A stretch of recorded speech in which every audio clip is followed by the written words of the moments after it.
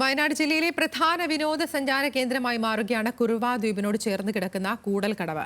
Irrigation വകുപ്പ് നിർമ്മിച്ചിട്ടുള്ള check dam വിനോദസഞ്ചാരികൾക്ക് ഏറെ പ്രിയമേറിയതാണ്.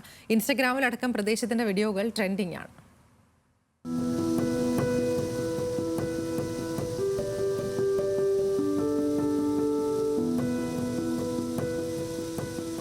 പനമരം പുഴയും മാനന്തവാടി പുഴയും സംഗമിക്കുന്ന കബനി നദിയുടെ ഉത്ഭവസ്ഥാനം കൂടിയാണ് കൂടൽക്കടവ്. ഏറെ വീതി കൂടിയ പുഴയോരമുള്ള ഇവിടെ ഇറിഗേഷൻ വകുപ്പ് നിർമ്മിച്ചിട്ടുള്ള ചെക്ക് ഡാം വിനോദസഞ്ചാരികൾക്ക് ഇഷ്ടയിടമായി മാറിക്കഴിഞ്ഞു. ഇതര സംസ്ഥാനങ്ങളിൽ നിന്നും ഇതര ജില്ലകളിൽ നിന്ന് പോലും നിരവധി സഞ്ചാരികളാണ് ഇവിടെ എത്തിയിരുന്നത്. പുഴയിലെ കുളിയും ചെക്ക് ഡാമിന് മുകളിലൂടെയുള്ള സഞ്ചാരം സന്ദർശകർക്ക് വേറിട്ട അനുഭവമാണ്. ഇവിടെ സൗകര്യങ്ങളില്ലാത്തത് വിനോദസഞ്ചാരികൾക്ക് ബുദ്ധിമുട്ടുണ്ടാക്കുന്നുണ്ട്. അപകട മുന്നറിയിപ്പ് സംവിധാനങ്ങളും ഇവിടെയില്ല. ഇവിടെ നിത്യസംഭവം അപകടം പലപ്പോഴും ഇവിടെ ഉണ്ടാകുന്ന സാഹചര്യം ഉണ്ടായിട്ടുണ്ട്.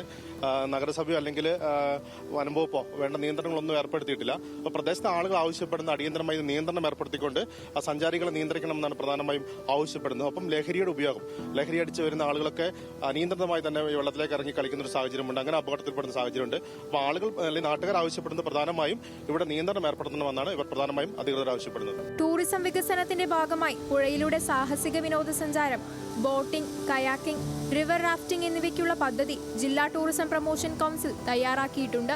സൗകര്യങ്ങൾ വർദ്ധിപ്പിക്കാൻ കഴിഞ്ഞാൽ ജില്ലയിലെ പ്രധാന ടൂറിസം കേന്ദ്രങ്ങളിലൊന്നായി കൂടൽക്കടവിനെ മാറ്റിയെടുക്കാൻ കഴിയും. ന്യൂസ് മലയാളം, വയനാട്.